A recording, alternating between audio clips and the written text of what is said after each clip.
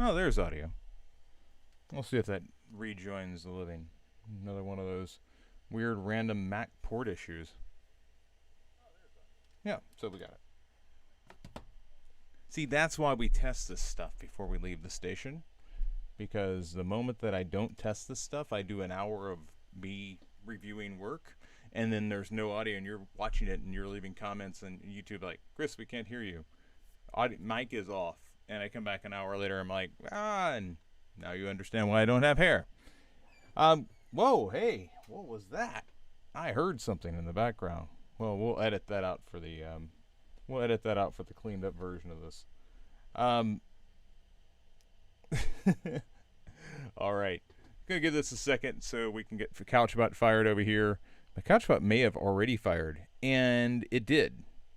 Couchbot has already fired, which is fantastic. Although it fired twice, which is always I'm always scared of when Couchbot fires multiple times because I'm scared it's gonna then just trigger alerts for like the next 30 minutes. But it appears to be fine. We're gonna get the feedback loop channel open here. Got a couple students with work in here. Also got some other things that I want to show you. So let's get that underway. I'm going to go ahead and move over to, yeah, here we are. All right, so I'm going to, let's just go ahead and get this started. Greetings one and all, Chris Courtney here, NewPragmatic. Time for the feedback loop. So good to have you back along. Lovely spring day here in Chicago, and I hope you're doing well where you are. This morning, I've got a couple of students in here. Bryn is back with V2 of her user flows. Abby is trying to create a case study template that she can utilize again and again for her portfolio as she's really working on building out her portfolio. And I've got a little font game that came across my way this morning that we're gonna play a little font game together to get us started. So without further ado, I'm gonna share my screen. But first, a message from my friends over at NewPragmatic.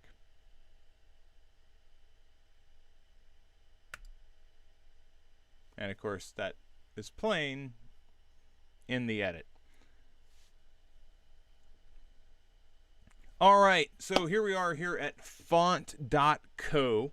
And font.co was released on Product Hunt this morning, and it's a game that's meant to challenge your awareness of typography and different fonts, and just to see how well you do. Now, I've run through this once, and I'll tell you this: I do not know all the fonts that are here, but I'm learning new fonts as I go, which is kind of part. There is no right way to do this. I guess if you got a perfect score, that would be the right way. But I cannot claim that I could even get a perfect score. Some of these are pretty obvious. Other ones are not. But I'm going to go ahead and give myself a player name. And we're going to give this a try here. So hit play. All right, so it says, which one is Roboto? I know in my heart of hearts that Roboto is a fairly slender font. It's a little more vertical than it is horizontal. I think this is well, I'm not quite sure what that one is, but I think this is Roboto over here, so I'm going to click that. I was correct. So this is Carla Tamil, and what's interesting is Tamil is a language in Tamil Nadu in India, but it does not look like this, so I don't know what Carla Tamil is, but I'm going to guess that it's this because I believe this is Roboto. We're correct. Okay, so this is enter. And what's also interesting to me is I can't determine whether it's showing me weights as well, but I believe that enter is to the right. Enter is a little taller, although part of me is also saying to myself, enter has wider spacing. So that, for that reason, I'm going to come over here, and I'm really unsure about this one. Oh, and the spacing thing played out. And that says which one is enter again, and this one almost feels like a trick. because, well, I'm just going to come over here. Could be that, but, and there was. It was, they sometimes will show you the same one twice. So now this is Open Sans. And Open Sans, here's, I believe that Open Sans has the G with the two bowls. So I'm going to come over here and say this is Open Sans. I could be completely wrong here, though. Oh, I got it right. Arial. Okay, so if this is Open Sans, it's got that unique G, then this has got to be Arial. And it is. Okay, so we're back to Enter.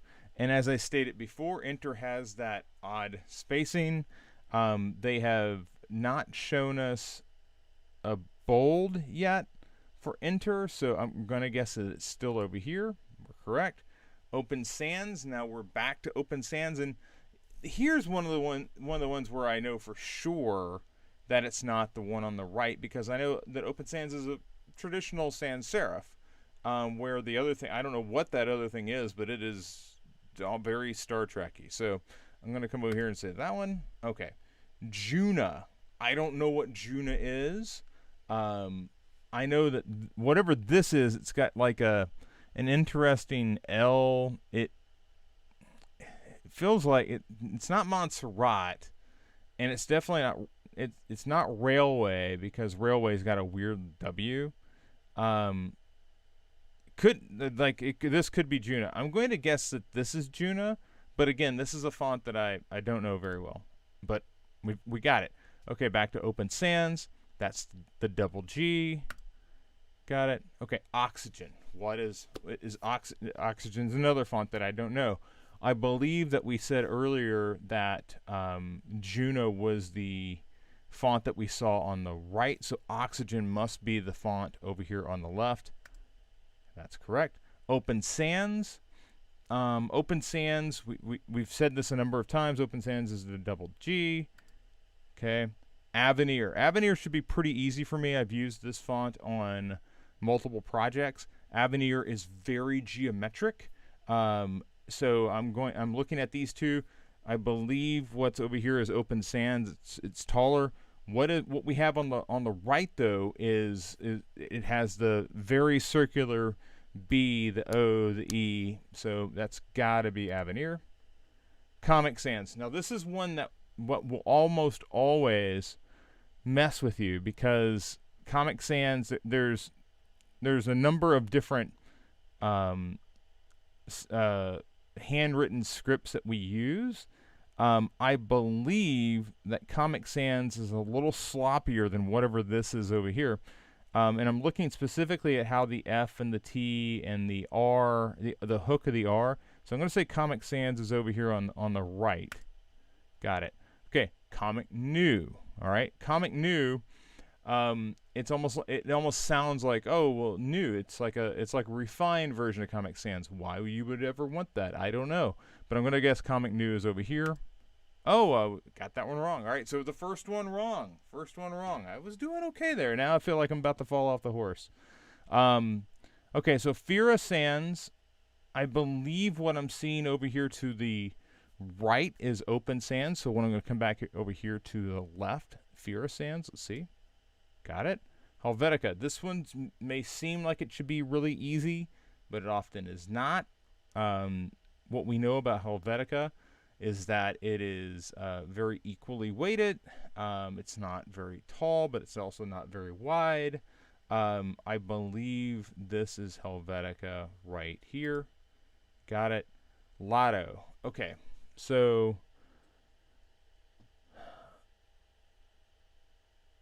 I'm looking at this and I'm beginning to question, what is the G for Lotto? Is the G double or single? And I'm talking about does it have the hook or not on the descender?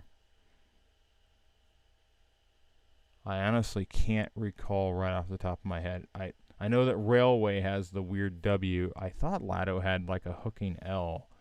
I'm going to go with this one. Got it wrong. Okay. Now, Lex in Deca. I don't know what this is. I believe this is Helvetica, so I'm going to say that this is Lexindeca. Got that one right. Sensation. I don't know what Sensation is. Sensation seems like it might have that crappy K that I see. It's like a baby R that turned into a K. I hate it. So I'm going to say that is Sensation. I do not think Sensation is sensational. I think it's crap. Don't bring Sensation up in here. Don't do it. All right, so Montserrat. I use Montserrat. Montserrat is very geometric. It has to be. It also has a very tall X height. And that's what's making me veer to the right on this one is the X height. The X height on Montserrat is really big by comparison with most typography. Got it. Railway. Stupid W. That's railway. Sensation. Stupid A. Stupid baby R. Helvetica. We're over here. Hey, 2000. Millennium. All right. So, what do we say here? Share on Twitter? Do we share that on Twitter? Does it share the score? Oh, it doesn't share the score. Like if it shared the score, I'd totally share it. Anyway, you got the idea. That was Font. We played a game of Font. I would challenge you if you're watching this, go check that out. It was a lot of fun. I would love for you down in the comments, post what your score was. I'm super interested in knowing how you did on that, and was any of the tips that I gave you helpful? I'm also interested to know, does it pull in other fonts, or is it kind of the same set that we all just walk through? Not sure, but it's definitely a way to sharpen up your font identifying, or your ability to identify fonts. All right, let's go over here to Bren. So Bren is sitting here working through her user flows, and she's on wave 2 of this. And last time, what we determined when we were looking at Bren's flow map for user flows, we determined that she had a logical starting point. She was handling the unhappy paths. She had like the back end of it, but it was like there was like a middle section that was consistently missing. So let's take a look and see how she did on these updates. So I need to be able to set up recurring orders for commonly purchased items. So user finishes shopping, clicks checkout button. And again, you could just simplify this and say user clicks checkout button. So like now I'm showing an order of the summary. I'm showing a summary of the order. Gosh, I have just a teeny bit of dyslexia, I'm certain of it. I'm showing subscription options. I can select create item subscription. I can select create basket subscription. I'm then shown options for the basket, entire order, multiple items. I can choose, again, single item, frequency, preset options, custom schedule, frequency schedule, confirm schedule, accept, modify, cancel. This is all pretty much the same. It really comes down to the summary of the order and then choosing the options from there. One thing I will say is that as you're coming through and creating your MVP, like if you were beginning to build this out, what you might have is you might say, okay, well, let's focus on this middle section. Do I offer the entire order or multiple items, or do I just offer subscription by individual item? Do I have to have the whole thing built for launch, or could we test subscription with just create an item subscription? I don't necessarily know what the right answer is there. I'm looking for you to determine that when you're setting up your priority. But what I'm saying here is in these user flows, what you may end up doing is building out pieces of it for the launch. The user flow itself is still very helpful because it allows you to provide yourself with a overarching guideline for where you ultimately would like for this to go. But it also gives you a chance to come in and say, okay, I'm going to build this piece but not that piece. You're going to build subscriptions, but you might not build it all at this. You might build one piece of it, not the entire suite that you have offered here. So this is pretty good. Let's come on down here to the next one. Need to be able to set up recurring orders for commonly purchased items. So, okay, I go to my order history. I'm shown a list of my previous orders. I click the subscription. I can do the basket, or I can do an individual item. So here, like, I see the list of commonly of previous orders. Shouldn't I select one of those orders and view a detail, and then from that point be able to create subscription? Because if I'm looking at the list of orders, if I hit create subscription, don't I have to go back to the orders to then select what order I want to create a subscription for? It seems like this is something like this create subscription button.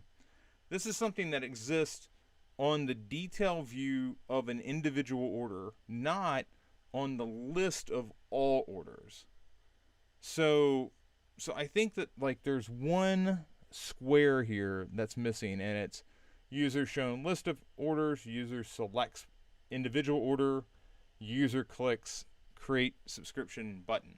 Like, that's on the detail view. And this is like, at what level can I actually begin creating that subscription? Am I at the right detail level? And I think you're one detail level away here. All right. I need to be able to modify my subscriptions. And here you've got it, okay? User goes to my subscriptions. I'm shown a list of subscriptions. I select a subscription of interest. So now I'm saying, okay, here are all my subscriptions. I want to edit this one. And now I can go in, and so this one I think is set up at the proper level of detail. Here's action. So I've got my subscription and all the details, and I go, okay, edit. And now I could edit it. I could skip delivery. I could pause it. I could restart it. I could cancel it. So with edit, you've got modifications. And the modifications that you're offering here are frequency. We've seen frequency before. Contact info. Shipping info. Billing info. Quantity. So I'm seeing like a form with your information, and maybe there's an ability to edit here, and that pulls up some sort of ability to type in new information.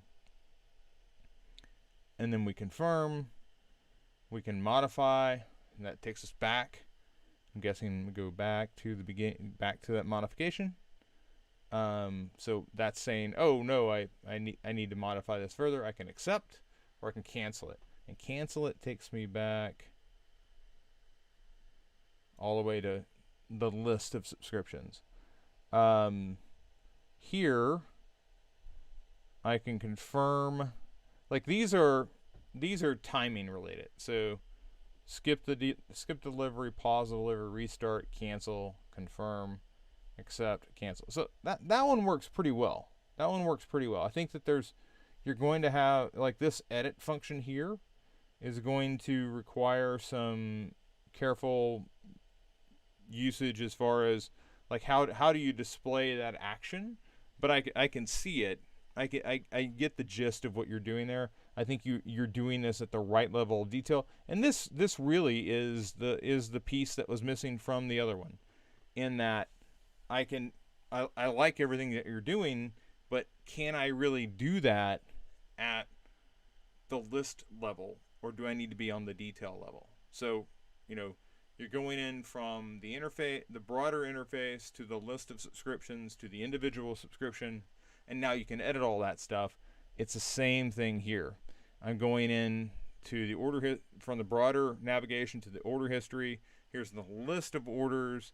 and then now I need to select a particular order and then move forward. Okay, add-on suggestions. Existing user homepage, peanut butter. Add item to cart, add-on suggestions. So I've said I want that in the cart, and then once that's in the cart, I get these suggestions. Now, the way it's being presented right now is, would I like options? View, and the question I have here is, are those shown at all, or is this like a question? Would you like to view paired options? It seems like this is something that would actually appear, and then it would be, yeah. Well, no. I think this is like, if I'm looking at this in the interface, this is, here are some options. I want to continue shopping. I want to check out, or I can view. And I think that maybe because these items aren't necessarily all nested together, maybe that's where I'm struggling with it. But I don't think that it's wrong the way you've got it here. It's just it comes down to the execution on this. So when I go to view, here are my add-on options. I can jelly, condiments, cereal, add-on, yes, no, shopping cart, return to homepage. No, I come back to searches for peanut butter. If I say no,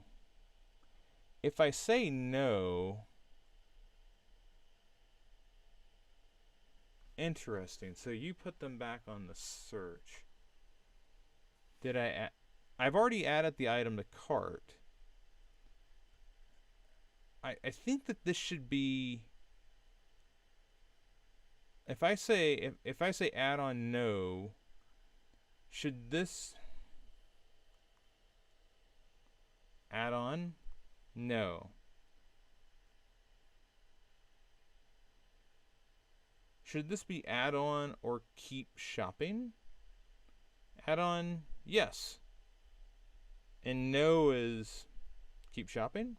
I don't necessarily know if I go all the way back, because I have added the peanut butter, or does this say, is it return to homepage?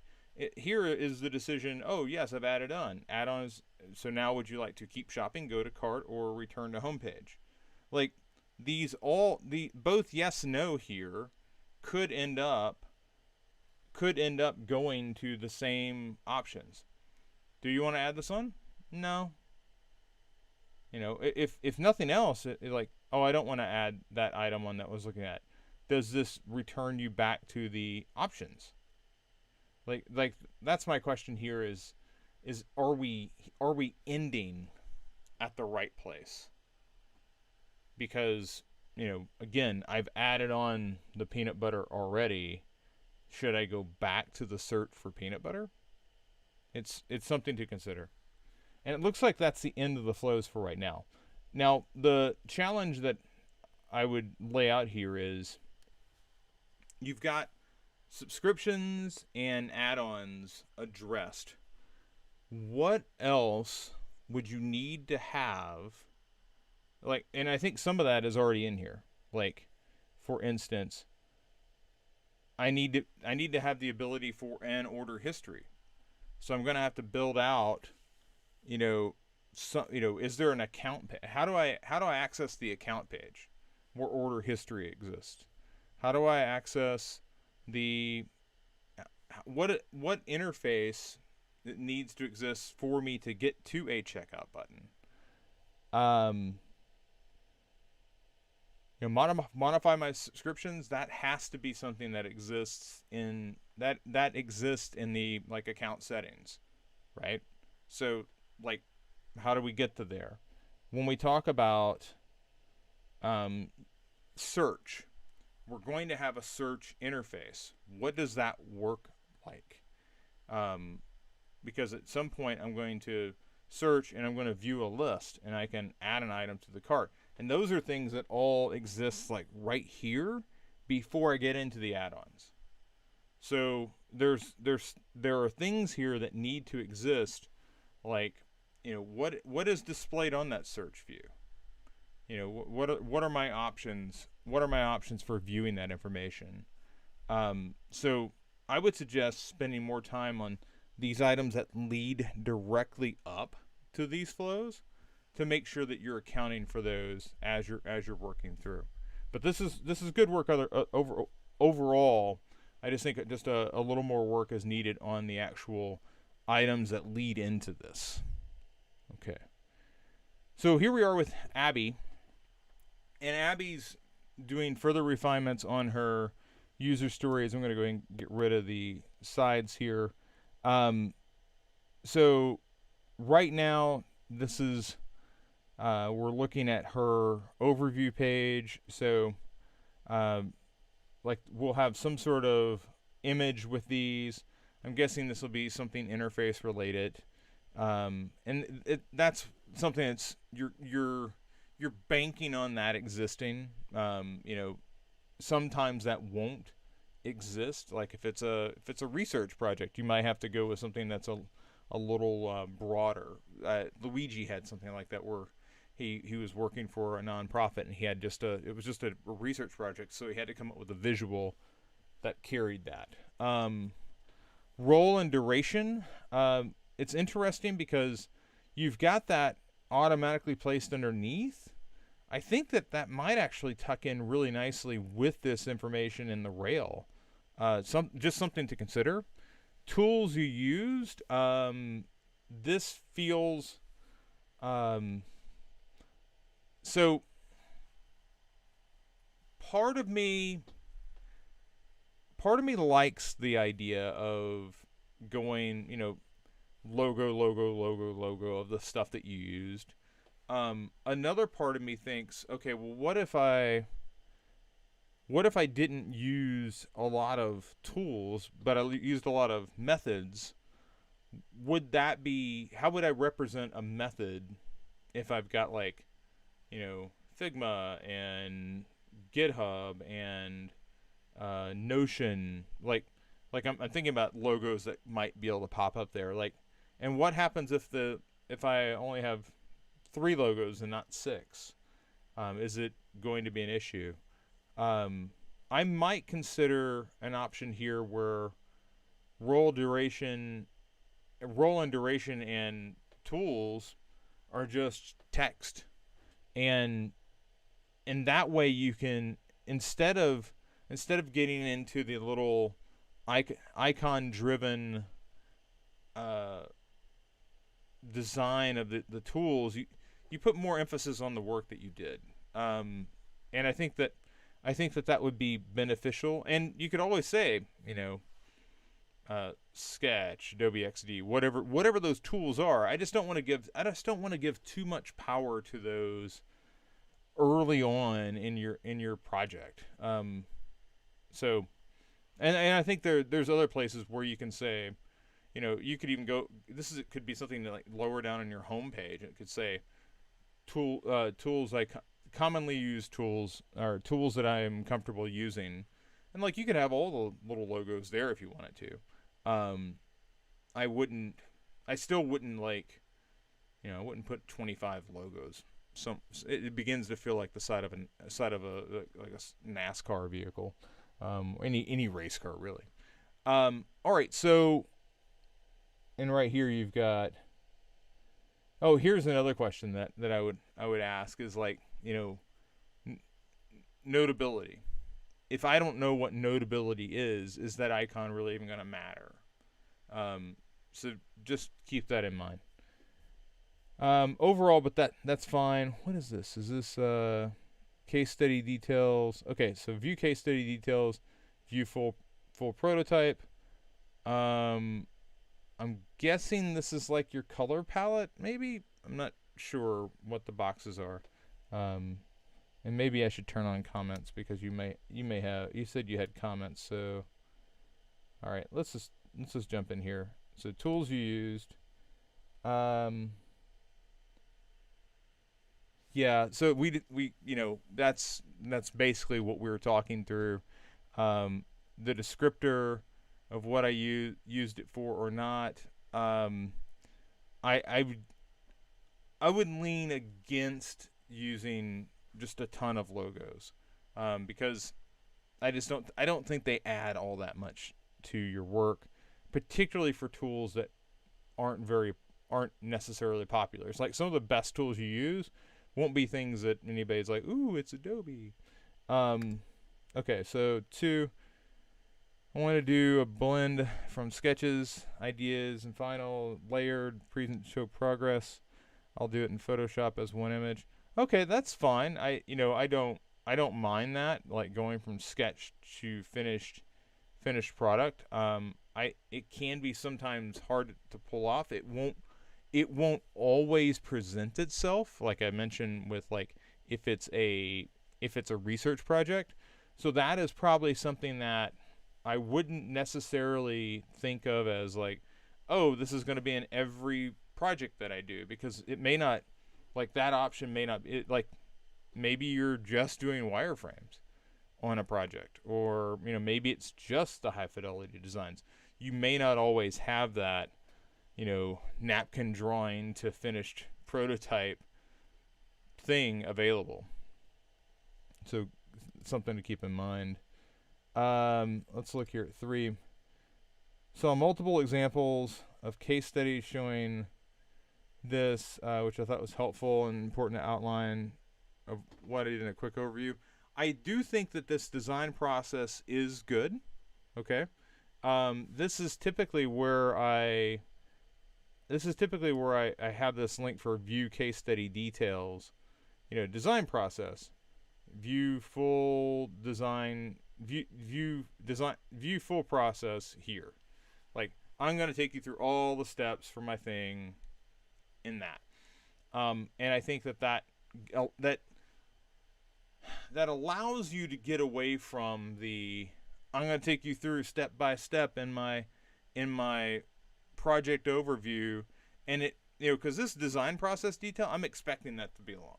Okay, that's like this is all the stuff, but that should be in another page. That should not be in your overview for the project. The overview in the project is introduce me to the project, tell me why, what the key key observations were, what did you learn, and then get me out of it. Like get on to the next case study. As I'm going through there, I go, oh, I want to know more about our process. I click the link and I go over to the longer design process where you take me through blow by blow. Okay, so first I did this, then I did that, and so we're giving that to people that is available for them, but we're not forcing everybody to slog through the design process of a project. Okay. And this is different than what we've done in the past. And mainly we're reacting to the criticism that, oh, these case studies are so long. Okay, well, I'm going to take part of that. I'm going to take the rote, like step by step piece of that out. I'll link to it, but I'm still going to have it. And the reason I still want it there is your case study or your design process part of the case study is a reminder for you, like, what did we do there? What did I do? It acts as a script for you when you're having conversations with these people, and when they say, hey, I want to know more about your, how you did your how you perform affinity diagrams, or how you do story maps, or how you what's your wireframing process. Like anything that they want to dive into, you've got that information. Where if you strip that all away and you just do like, here's what I learned, you might forget those details. So that design process doc is elsewhere, but again, I think you're accommodating for it here. I like these clean, since we this will be just a basic overview of each part of the process. Simple image overall to showcase the section. Okay, so you're saying that you still want to like walk them through. So here are my stages. my worry about this, like, so I did research and I analyzed and I designed and I evaluated. My worry here is this feels like a boiled down design process.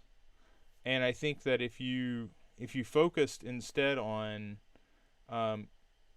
these are my big takeaways from this project. This project was important because this project was challenging because this project worked because I think that doing that is meant to keep you from having to do the here's what my research phase was like and a paragraph about the thing that you've gotten much more detail somewhere else. So like, don't mind this. I would put this in paragraph form and I put all these together probably over here.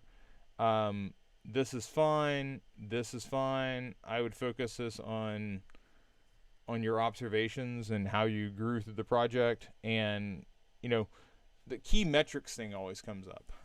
Like I just finished a project for a client and they said that, only 15% of users were finishing the flow. So the key metric I'm looking for out of that project only 15% of users coming in were actually making it out the other side. Can we say we doubled or 3x'd? 3x would mean that 45% of users were making it out of the other side. That is a 300% improvement. The other way I could say it is, 30% more users. I'm not going to say 30% more users. I'm going to say it's a 3x improvement over where they were before. How you frame that number of was this successful or not matters, and I want to see that here. Okay. One thing that if I went back and looked at like, say, Abby, about Red Eye. Red Eye grew and grew. Red Eye grew from nothing to a 200K daily publication during the time it was there. Now it grew from zero because it didn't exist before. So we started the publication, grew it to the largest circulation publication in the city of Chicago. That would be a metric that I would throw out there, or the fact that the size of the product and the revenue of the product grew year over year for 7 straight years. Like, those are metrics that you could put out there that matter. That's the type of stuff that I want to see in here. And early projects for you won't have that. That's where you go, this is what I learned by doing this project. Okay, this and you can take this back to your print work. Okay, I learned about color separations on this project, or I learned about typography and emphasis on this particular project. Illustration, like, there's all sorts of different things that everything that's a standout project that you have, it should still be teaching you something. So yeah, it stands out. But the reason why this is really important in my backstory is, and I can take and point to several illustrations that I did in print and go, oh yeah, that was the day that I learned really how to use Illustrator, or that was the day that I learned how to artistically represent opposing sides equally without favoring one or the other. This was the day that I really grew in the photo studio.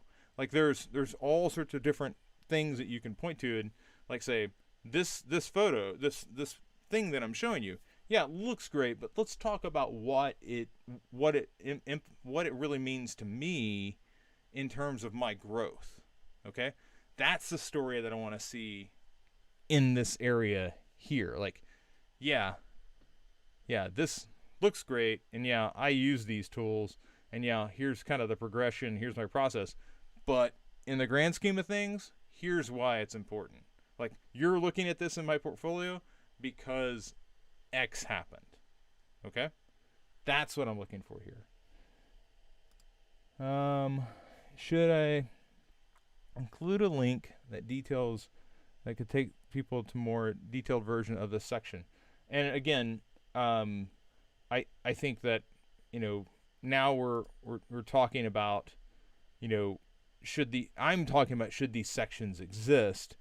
I think the link to them could be straight out of here. I think you could link to research, link to analyze, link to and that's on, you could make an anchor tag in that longer design process, and I go, oh, I want to see how she does affinity diagram. You could go directly to it from here rather than necessarily just needing this information down here. So I think that there's a bit of work here to do. And most of this is just tightening up. Let's take a look at your detailed, because I think we've made it through all the questions you've got on this one. Yeah, let's go over here to detailed. Okay, so here's the longer version, right? So we've got a photo. The one thing I'll say here is make sure that whatever you're doing up here on top, this can still show up. You don't want this to just be giant image and it pushes everything else off the screen. That product information, we need to know that this is that we're on that detail page. Let's see here. It looks like you might have, oh yeah, you've got more comments here. So here's detailed. All right, so not sure the best way to show this visually. Maybe just I'll link to the clickable prototype. Okay, so interactions. This is where, okay, you've got one here. Thinking mirrored version as the two end up design style. Probably only 3 to 4 frames because I don't want to overcrowd with visuals. So prototype's always one that's interesting. I believe I've heard it referred to as noodles. The noodles between, when you're reviewing the prototype view of a project, and you see all the noodles between the different elements. Prototype is where I want to show that and a link to it. Interactions is interesting because this could be a GIF. Like you could record a GIF of ooh, the hover state, or here's how something expands, or whatever that true interaction was for your project.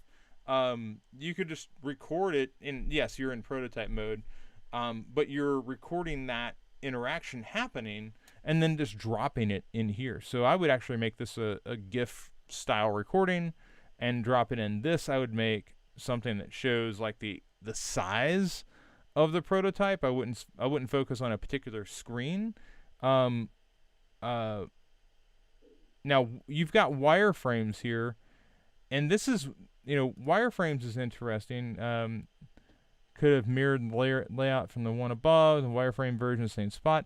Okay, so if you're doing the mirrored thing, and I feel like I'm working backward here, but if you're starting with sketches, and you're like, okay, here's the home page, here's the menu, here's the checkout, and then you show the wireframe of the home page, menu, checkout, and this is the high fidelity version of the home page, menu, and checkout, and then you come back and you show the noodles for interactions with maybe a couple of GIFs.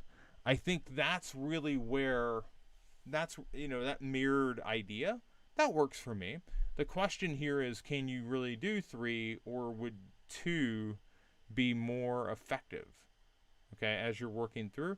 And the thing to keep in mind here is some of these you may not always have. All right, there's going to be projects that you may not get through to the prototype or the interactions. There may be projects where you don't get sketches because somebody else has done that piece, okay? But I think the idea that you're going through and saying, okay, I'm going to have a paragraph, and then I'm going to have a version, and then I'm going to have another paragraph. I'm going to show it a new version of that.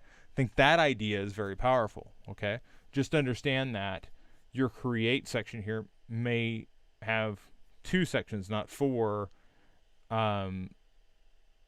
May have, and also keep in mind, there may be certain times where it's like version 1, version 2, and you may be talking about the differences between those, and that should come out of the evaluation stage as well. So working back, link to Miro where this is located.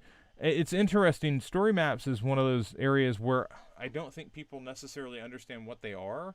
So I would encourage you to like take a visual of that to show it.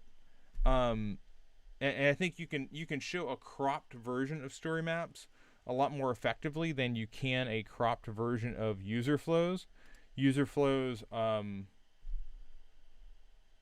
let's see here. I was thinking about something similar to this. Instead of breaking one down first round to the last round, just showcasing the top 3, a photo like this. Then the full versions in flow map. That may be okay. The one thing I would say to this is when you get into mobile, these shrink down to minuscule size. Okay, so this is going to be one of those sections that you want to hide on mobile, because you simply will not be able to show it at size. And you've got somebody over here, Finna Wang. I'm interested in seeing what Finna is doing over here. We'll type in Finna.Wang. I've never seen this person's portfolio before. So, okay, so she works at WeVidit, and I'm gonna go to work. And okay, Jam. Let's go to Jam. Let's see what she's got here. Okay, so exploring the problem, design process, stakeholder interviews. Okay, so she's got this, and I'm gonna inspect element. I'm just curious how she handles that. Yeah, these are just like too small. She's using Bootstrap too, it looks like.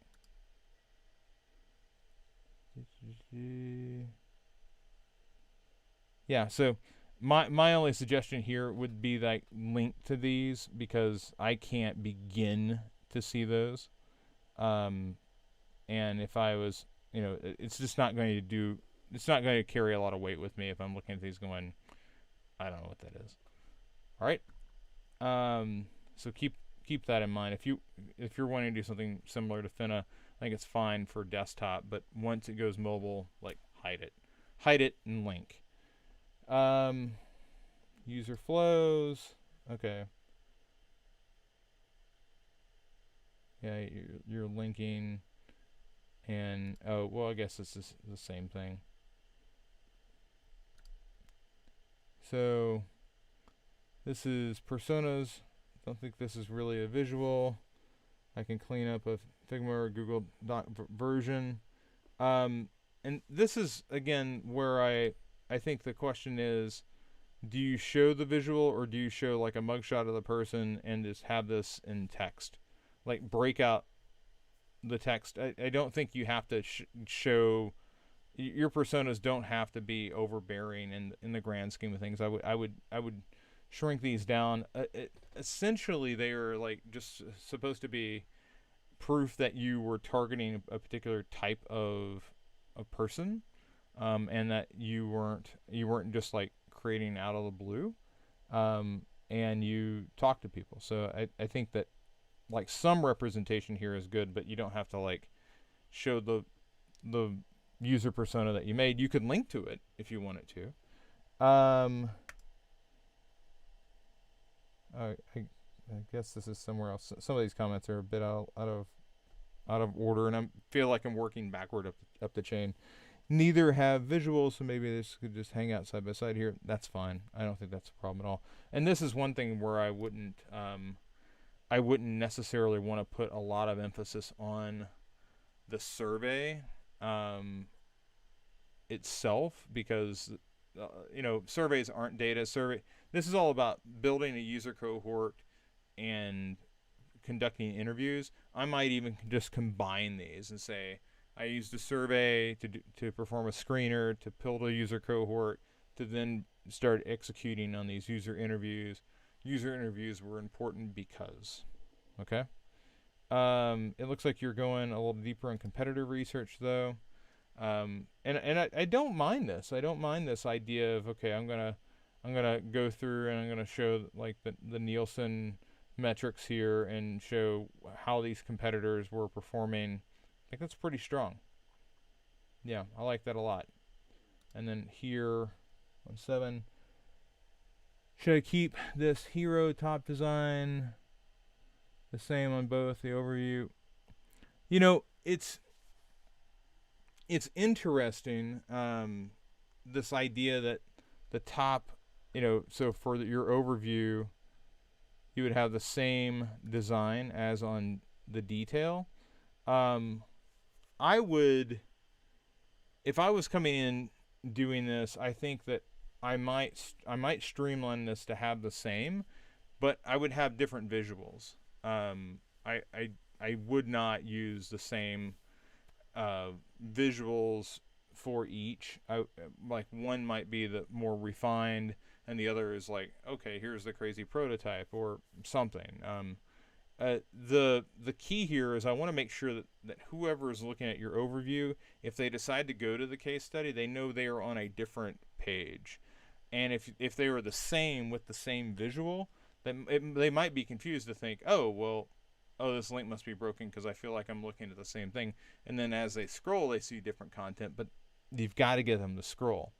So I would definitely at least change out the visual here. And it looks like I got one more. My sketches or... Yeah, I like the fact that your sketches are done on an iPad. I don't think that's a bad thing. I just like the fact that you've got them and can kind of manipulate them. Yeah, I think that's fine. I don't have a problem with that at all. So, a lot of work that's been done here. I do think that there is some reframing on that overview page that I'd like to see. I think there's some simplification on the detailed page, but I think overall this is much closer to the mark.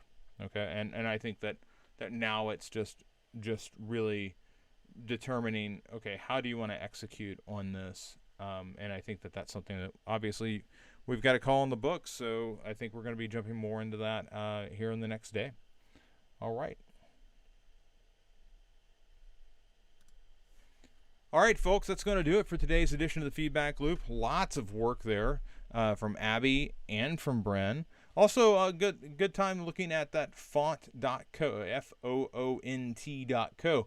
Remember, go through and be sure, if you do it, be sure to comment what was your score. I would love to know.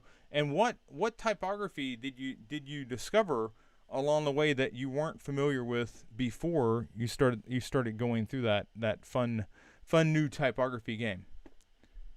All right, that's going to do it for today's edition of the Feedback Loop. Hope it was helpful for you. If you are new here and you have not clicked that subscribe button, please do so. Helps us with the YouTube algorithm. And otherwise, it's been great having you along for the ride, and we'll see you again tomorrow. Take care.